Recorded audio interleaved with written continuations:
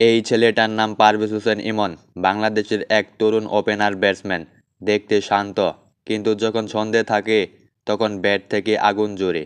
কখনো এমন ইনিংস খেলে সবাই অবাক হয়ে যায়। ছক্কা চার একটার পর একটা। মনে হয় এই ছেলেটাই বাংলাদেশের ভবিষ্যৎ তারকা। কিন্তু আবার পরের ম্যাচেই প্রথম বলেই আউট। দর্শকরা তখন হতাশ হয়। সমালোচনা শুরু হয়, ইমন আবারও ব্যর্থ হয়েছে। আসলেই এটাই ইমনের গল্প। কখনো ভালো খেলো, কখনো খারাপ খেলে। তার খেলায় ধারাবাহিকতা এখনো আসেনি। কিন্তু একটাই জিনিস সবার চোখে পড়ে, তার ভিতরে প্রতিভা আছে। এই ছেলেটা যদি নিজের খেলা ঠিক করে, যদি নিজের মনোযোগটা ধরে রাখতে পারে, তাহলে একদিন সে বাংলাদেশের দলের বড় ব্যাটসম্যান হবে।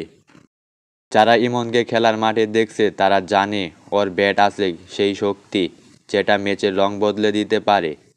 বাংলাদেশের অনেক তরুণ ক্রিকেটার আছে, কিন্তু ইমনের মধ্যে আছে এক আলাদা আগ্রহ, একটা জেদ, নিজের নামটা সবাইকে মনে করিয়ে দেওয়ার।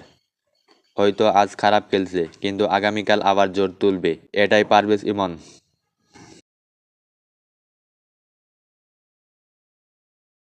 আফগানিস্তানের তরুণ অলরাউন্ডার হাশমতুল্লাহ উমরজাই। আফগানিস্তানের এক তরুণ ক্রিকেটার, যে মাঠে নামলে আগুন ধরিয়ে দেয় খেলার ভিতর।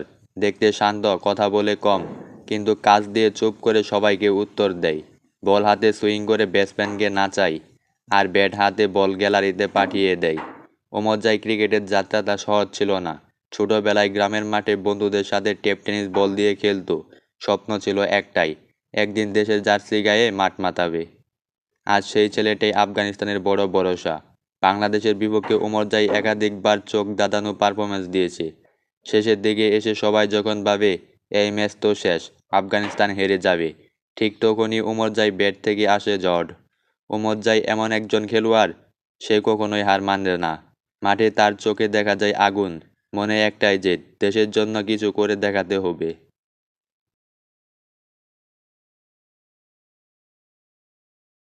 বাংলাদেশের বর্তমান ক্যাপ্টেন জাকির আলী অনিক। একসময় সবাই বলতো এই ছেলেটাই হবে বাংলাদেশের ভবিষ্যৎ উইকেটকিপার ব্যাটসম্যান।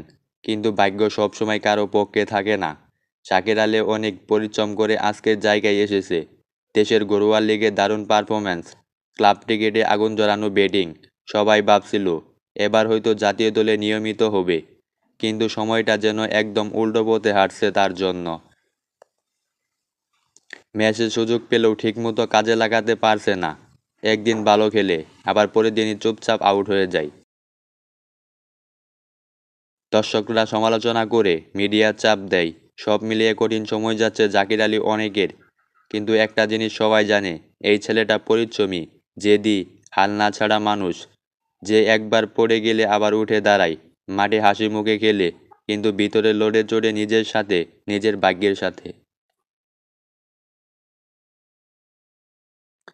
বাংলাদেশ কি আফগানিস্তানকে হোয়াইট ওয়াশ করতে পারবে? এই প্রশ্ন এখন পুরো দেশের মানুষের মুখে মুখে। চায়ের দোকান থেকে শুরু করে সোশ্যাল মিডিয়া, সবখানেই এখন আলোচনায় টাইগারদের নিয়ে।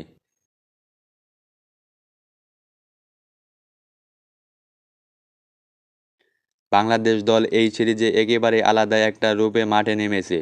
প্রথম ম্যাচে সবাই বুঝে গেছে, এই বাংলাদেশ আগের বাংলাদেশ না। এই দল এখন আত্মবিশ্বাসী, আগ্রাসী আর ভয়হীন।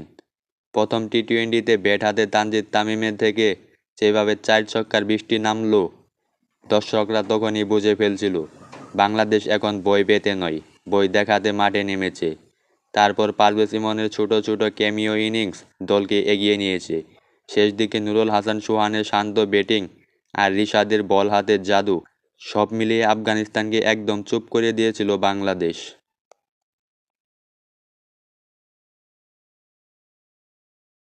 দ্বিতীয় ম্যাচেও গল্পটা পাই একই রকম। বাংলাদেশের শুরুটা একটু ধীর হলেও শেষ দিকে শরীফুল ইসলামের আগুনের বোলিং আফগান ব্যাটসম্যানদের একের পর এক প্যাভিলিয়ন ফিরিয়েছে।